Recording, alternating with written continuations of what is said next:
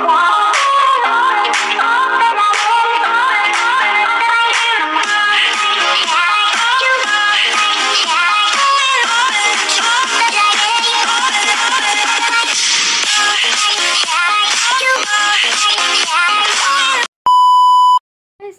welcome back again sa ating YouTube channel, Helena Dinlasa.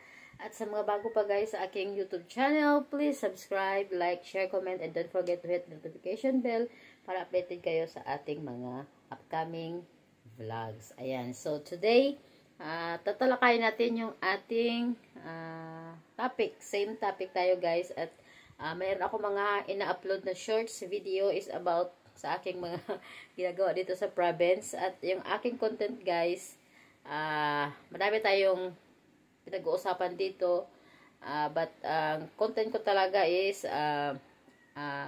long distance relationship, about husband and wife, boyfriend, girlfriend, annulment, visa, how to apply a visa, and annulment, daily vlogs, travel, and yan, minsan pag nasibagan ako mag-cooking din ako. Ayan, so marami tayong pwedeng gawing content, but most is about relationship. Ayan. So today, ang ating, parang klase ba, ang ating topic about annulment. Ayan. So thank you so much sa mga nanood sa aking previous vlogs. Hindi naman ako guys expert sa ganitong mga topic, but ang aking sinishare ay based lang sa aking na-experience. At sana kung meron kayong mga katanungan, so comment na kayo guys below. Ayan. So sa aking mga nanood at nag-send ng message, maybe naligaw guys yung inyong mga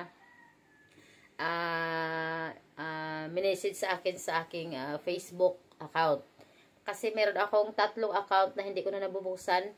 At yung isa guys na active, yun yung kasama ko yung aking fiancé. Ayan. So yun, naka-blue yata ako noon. So yun, doon kayo guys mag-send ng message. Helen Dinlasa. Same lang guys, yung aking channel is Helena. So tanggalin nyo lang yung A. So maging Helen yan. So yun yung aking personal account. Ayan. So pwede kayo mag-send ng message doon. Or mag-send kayo ng friend request. So after nyo ako makausap or ano. Baka kasi parang pag hindi mo friend, parang hindi mo makita agad-agad yung message. Iwan ko lang.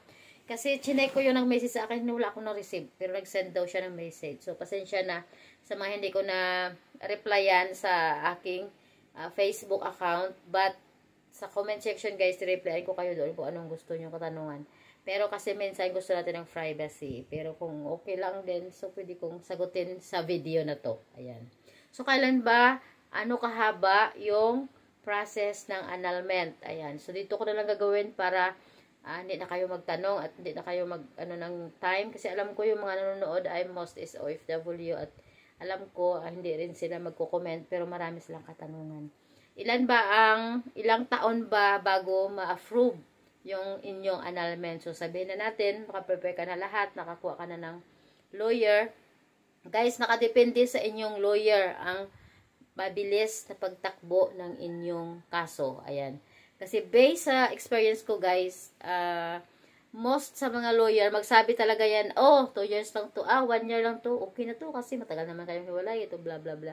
But guys, pag natanggap na nila guys yung kaso mo at nakatanggap na sila ng pera, yun na doon na mag-change ang everything.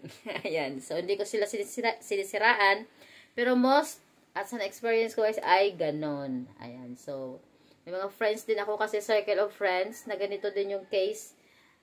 Yun kasi minsan may mga friends tayo, same case din tayo kasi nakakakaintindihan tayo at nakakapag magaan yung loob natin sa mga tao na to kasi same tayo ng experience. Ayan. So minsan marami din tayong mga friends na same din ng situation sa atin. So sa experience din nila at naririnig ko, so i-share ko rin sa inyo na ang pag-file ng annulment ay nababase sa inyong lawyer. Kung ano siya ka masigasig, at ano siya ka aktibo, ano siya ka dedikado o dedikada na magtulong sa inyo. Especially kung alam niyang talagang struggle ka sa relationship na to or sa case na to guys. So, sabihin na natin yung case mo is same sa akin. Ayan, malakas talaga ang ano mo, ang mga evidence mo. Kasi sa akin guys, kahit saan kami aabutin na husgado, talagang matatalo sila dahil dala-dala ko yung resita ng kanyang gamot na mayroon siyang disorder, mental disorder. At term na nalaman ko lately, nung sinagot na nila yung Supuena, brother niya nagtanggap nito, doon ko nalaman na mayroon siyang schizophrenia. Schizophrenia. So it means, hindi na talaga guys magagamot at sira na talaga sa utak. Baliw as in, buang, yan. So, kahit saan man kami dadalhin, panalo talaga ako guys. So, siguro may case or may pagkakataon na mas mabilis dahil nakita na ng korte na mas mabigat yung kaso mo na mapanalo mo talaga or panalo na, tingin pa lang nila sa pagkaalam pa lang, pagkabasa at pagtanggap pa lang ng mga evidence mo or mga ginawa mong affidavit, so panalo ka na. So siguro may factor din yun na mapaiksi. Pero kung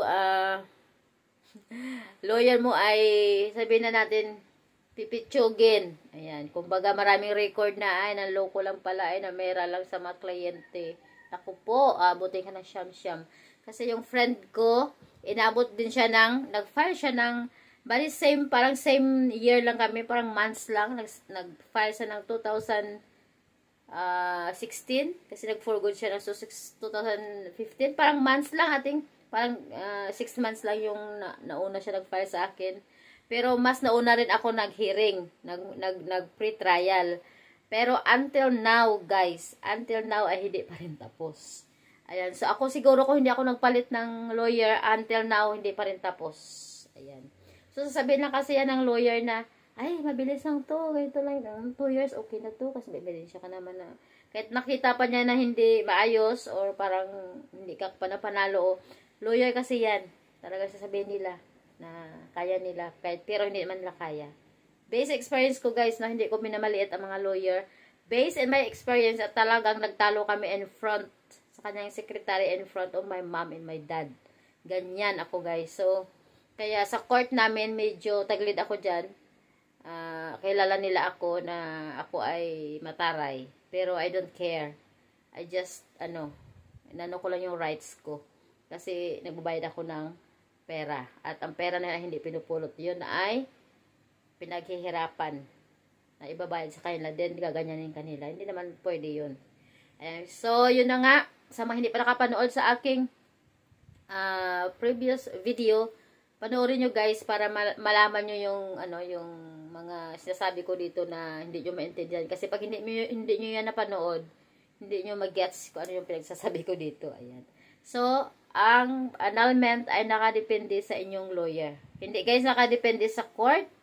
Siguro may factor din kasi minsan kung yung court nyo ay walang judge, kasi minsan nagka-cancel din yung judge kung masama ang pakiramdam ng judge. Yan, nagka-cancel niya yung hearing. Pero most guys, sa lawyer talaga, nakakadepende. Kasi kung yung nakuha ko lang tong lawyer na to, siguro 1 year lang tapos na yung case ko. Kasi yung sa akin pala inabot siya ng 2 years kasi nga nagpandemya. Pagtanggap niya ng paglipat ko sa kanya sa aking case, kasi ni-revise niya yung affidavit ko. Tapos in the next month, nag-hearing na ako agad. Tapos in the next 2 months, nag-hearing ako agad. Tapos in the next 1 month, nag-hearing ako agad. So parang full talaga yung 1 year ko is dami kong hearing. Na-present ko na agad yung aking mga witnesses. Ayan.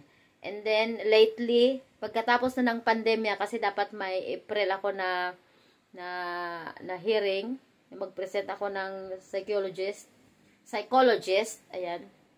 Iwan ko ba parang naiba yung pronoun ko sa psychologist.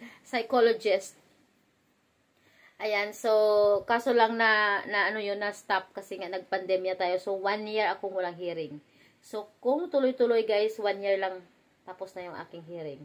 Ayan, so, after ng pandemic, doon kami nag-start. Meron pa nga kaming, doon yung parang nag-zoom, na sila lang ng mga lawyer, tapos pirma na lang yung mga, mga kami.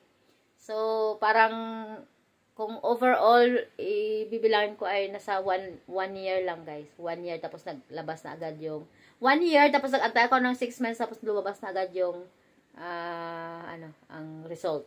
Ayan. So, sa mga nagtatanong at gustong malaman kung ilang year yung pag-file ng annulment, guys, hindi masabi. Nakadepende sa court, nakadepende sa lawyer nyo, at nakadepende sa inyong case. Kung ano kabigat, kung mapanalo ba. Ayan. So, sa akin, sasabihin ko, based sa experience ko, nakadepende talaga sa lawyer. Kasi ang lawyer ko ay, wala pang kaso na natalo. Puro panalo. Ayan. At saka, siya guys, hindi siya yung lawyer na pera-pera lang. Gusto niya talaga tapusin yung kaso mo para makamove naman siya sa iba namang kaso. Ayan. So, hindi siya yung lawyer na sabi na natin na barat. Ayan. Kung magbayad ka is worth. Ayan. So, yun lang guys. Tandaan natin na yung ating pag-file ng annulment ay hindi nakabase lang na sasabihin ng lawyer mo, 2 years lang to. Yan, hindi guys. Depende sa court, malaking factor talaga yung lawyer din. Yung lawyer mo. Ayan, so, yun lang. Thank you so much for watching. At kung meron kayong mga katanungan, please comment below. At sasagutin ko yan. At kung gusto nyo mag-send ng private message sa aking Facebook account is Helen Dinlasa. Ayan. So, thank you so much guys sa inyong panonood at see you in my next vlog. Bye!